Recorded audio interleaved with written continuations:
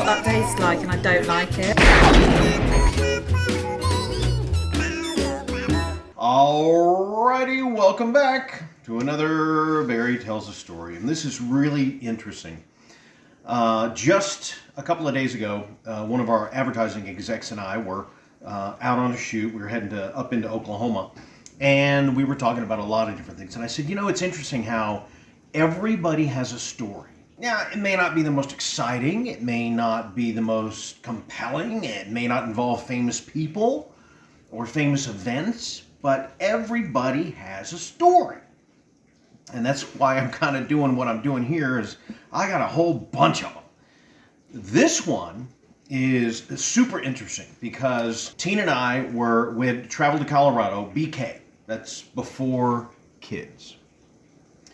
And we used to go to Red River every year. Every year we'd go to Red River with the kids, before the kids, every year. We go to Red River, then we go to the beach.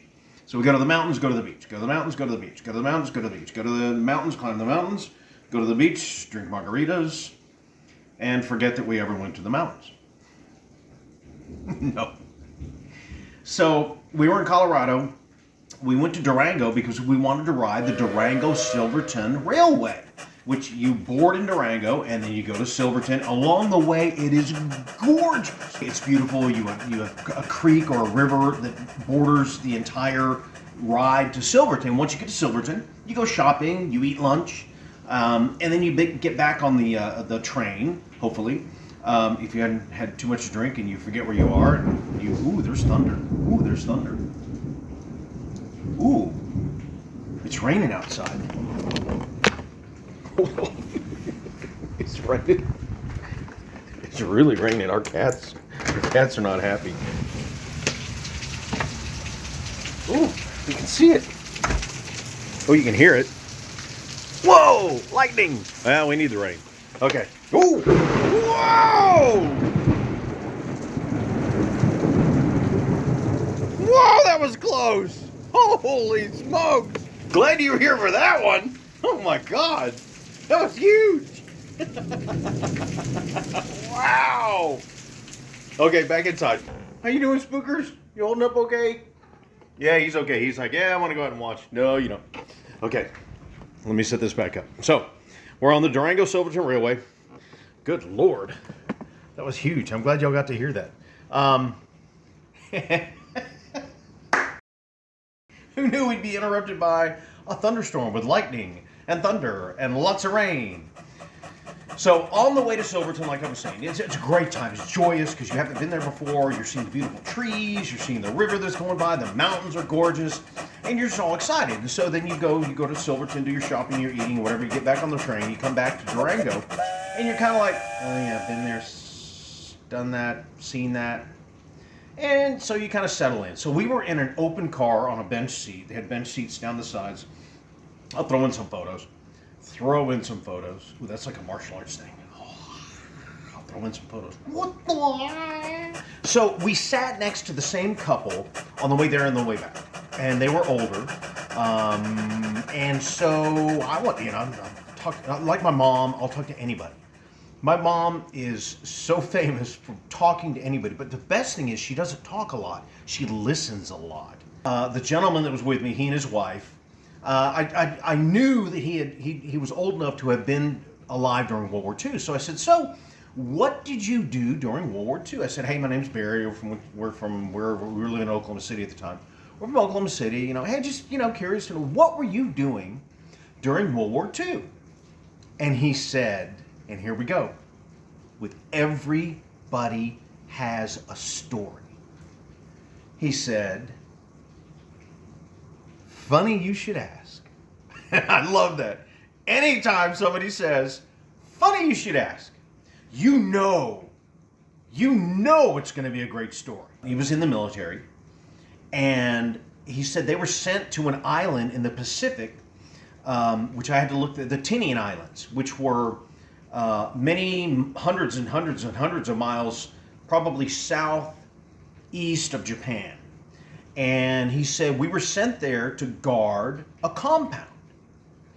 So they were not allowed in the compound. And he said every morning a line of cars would come in from the area where we were stationed and staying, and they would go into the compound. And it looked like they were dignitaries, higher-ups, high-ranking officers. They would go into the compound. Then at the end of the day, they would leave, and another group of high-ranking officials, important-looking people, would come into the compound. So they did that for many, many days, and he and his buddies were like, what are we guarding? What is here? So he told me they finally figured out what they were guarding. It was a cat house. For people who are old enough to know what a cat house is, you know what a cat house is. It was a house of ill repute. For those of you old enough to know what a house of ill repute is, you know what a house of ill repute is. For you that don't, a cat house or a house of ill repute is where you have prostitute. I don't want to say the name that the slang for it is, because it's crude and rude, and I won't say it here. I'll say it down here. It's a hard house. So he was convinced, and his buddies were convinced that that's what they were guarding. All these important people that were going in, they were going in there to have sex with women at a house of ill repute, a cat house. And then they'd leave, and the next group would come in, and it's their turn. And so these poor girls, if they were there, were working 24/7, it seemed like, for the poor guards. And the guards were like, hey, we're going to guard you. Guard you against mosquitoes and dysentery. I'm holding a gun, by the way. It's invisible. We'll make sure these important people are protected while they're with their prostitutes. So here it comes. August 6th, 1945. Anyone know what happened that day? Anyone? Guy in the Red River hat. Oh, yeah. That's the day that the Enola Gay, the B-29 Superfortress, dropped Little Boy, the first atomic bomb to ever be dropped anywhere. About 140,000 people were killed in Japan, and many more after that because of the results of it. The plane was flown by a guy named Colonel Paul Tibbets, and he had named the plane after his mother. And we took the kids in 2015 to the Smithsonian Air and Space Museum, and the Dulles Air and Space Museum, and the Enola Gay is there. And so we actually saw the plane that dropped the first atomic bomb, Little Boy. Why is this significant? Because after the bomb was dropped, this gentleman said the compound was dismantled and he was shipped out somewhere else. He thought, okay, we're done with all these higher-ups and well-to-dos having sex with women in a place I'm guarding from absolutely nothing but mosquitoes. But here's the story. It was not a cat house. It was not a house of ill repute. This man and his friends, fellow military members, had actually been guarding the Enola Gay and the bomb, Little Boy. He had no idea until 6, 8, 12, I forget what he said. He had no idea the importance of their mission on that island to protect everybody associated with making sure the mission was a success. Pilots, crews, scientists, military members. They were guarding the Enola Gay, not a whole bunch of prostitutes. As I said, everybody has a story. Glad you're here. Please tune in for another one. I've got a whole bunch more that I'm going to be doing. We'll see you later. Take care. Can you believe that? They thought it was a whole bunch of prostitutes. And they were guarding the Enola Gay and Little Boy. Wow. See you later. Bye. Oh!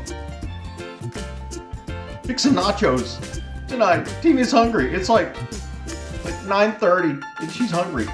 And then tomorrow, for Father's Day, we're having a shrimp boil. I might post something on that. All right, take care. Bye.